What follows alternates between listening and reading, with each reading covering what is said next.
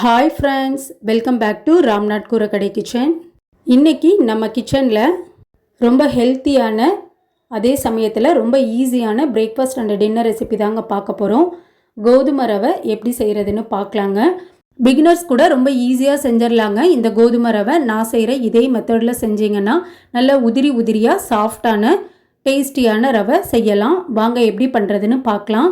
அடுப்பில் கடாய் வச்சுருக்கேங்க. 1 table spoon அளவுக்கு எண்ணெய் சேர்த்துட்டு 1 கப் அளவுக்கு கோதுமை ரவை எடுத்துருக்கேங்க. கோதுமை ரவையை மீடியம் ஃப்ளேமில் வச்சுட்டு கைவிடாமல் நல்லா வறுத்து எடுத்துக்கலாங்க.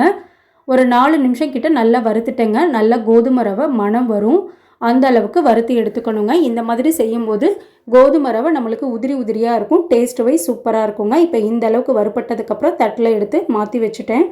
அதே கடாயில் 3 டேபிள் ஸ்பூன் அளவுக்கு எண்ணெய் சேர்த்துட்டு 1 டேபிள் ஸ்பூன் கடுகு, 1 டேபிள் ஸ்பூன் வடக்கடலை பருப்பு சேர்த்துட்டு கடுகு வடக்கடலை பருப்பு ரெண்டுமே நல்லா பொரிஞ்சிடணுங்க.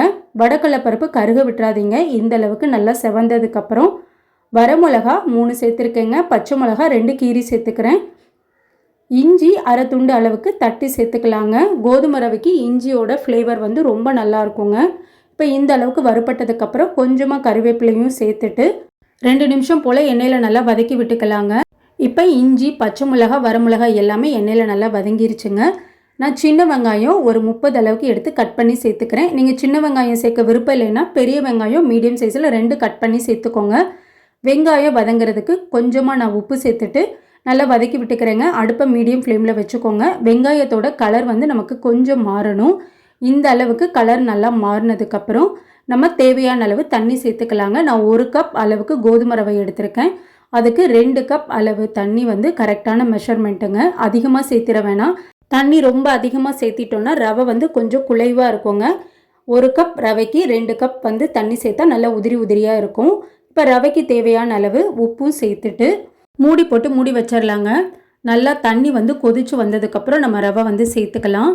இப்போ ஒரு 5 நிமிஷம் கிட்ட ஆயிடுச்சுங்க. தண்ணி நல்லா தளன்னு கொதிக்க ஆரம்பிச்சிருச்சு. இப்போ தண்ணியில் உப்பு கரெக்டாக இருக்கான்னு ஒரு தடவை செக் பண்ணி பார்த்துட்டு ரவை சேர்த்துக்கோங்க. தண்ணியில் உப்பு கொஞ்சம் கரிக்கிற மாதிரி இருக்கணும். அப்போ தான் ரவை சேர்க்கும் போது கரெக்டாக இருக்குங்க.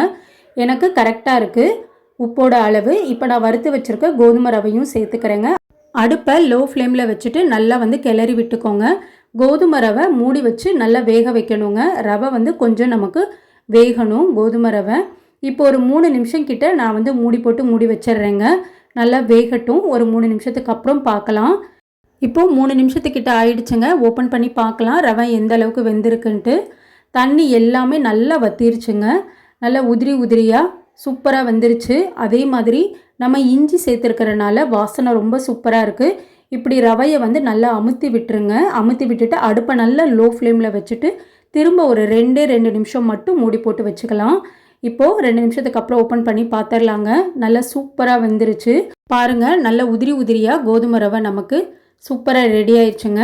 நீங்களும் ட்ரை பண்ணி பார்த்துட்டு எப்படி இருந்ததுன்னு உங்கள் கமெண்ட்ஸை எனக்கு சொல்லுங்கள். நீங்கள் இப்போ தான் நம்ம சேனலை ஃபர்ஸ்ட் டைம் பார்க்குறீங்கன்னா ராம்நாத் கூரக்கடை கிச்சனை சப்ஸ்கிரைப் பண்ணிக்கோங்க. பக்கத்தில் இருக்க பெல் ஐக்கானை கிளிக் பண்ணிவிட்டு ஆல்ன்ற ஆப்ஷனை டிக் பண்ணிக்கோங்க. அப்போ தான் நான் போடுற புத்தம் புது ரெசிபிஸ் நோட்டிஃபிகேஷனில் உங்களுக்கு உடனுக்குடனே வரும்.